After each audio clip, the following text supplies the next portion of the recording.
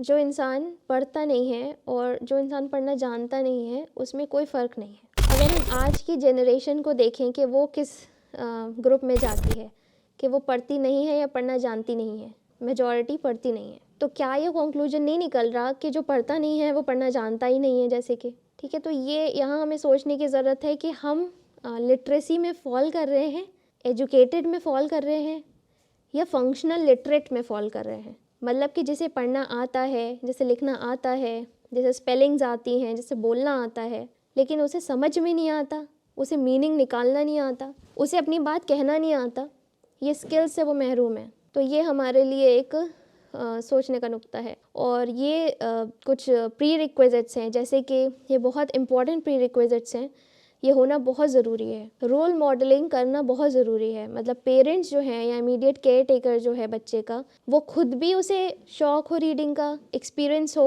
उस मज़े का, उस ज़ौक़ का जो रीडिंग से आता है, और वो उसको रोल मॉडल कर रहा हो। मतलब वो खुद भी उसमें इन्वॉल्व हो। ऐसा नहीं कि वो बस बच्चे से कह रहा हो कि करो करो करो और उसका स्फीयर ऑफ लाइफ अलग है। वो खुद भी रीड कर रहा हो उसके सामने, उसको जेन्युइनली रीड करता दिखे बच्चे को, उसके पेरेंट्स या जो भी बड़ों के साथ वो रह रहा है।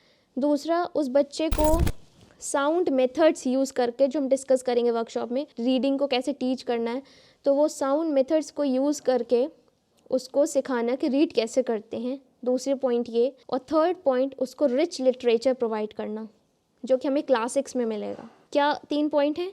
सबसे पहले तो role modelling, the love of reading for him. Second, teaching them how to read using sound methods. And third, providing them with the rich literature. अगर ये तीनों जो इनका कॉम्बिनेशन है, अगर इनमें से कुछ कोई चीज़ नहीं है, कुछ चीज़ें एब्सेंट हैं, या ये पूरा कॉम्बिनेशन एब्सेंट है बच्चे की लाइफ में, तो फिर वही है जो मार्क ट्वेन ने कहा है और जो आज मेजॉरिटी ऑफ द पॉपुलेशन का हाल है, कि वो पढ़ सकता है लेकिन वो पढ़ता नहीं है।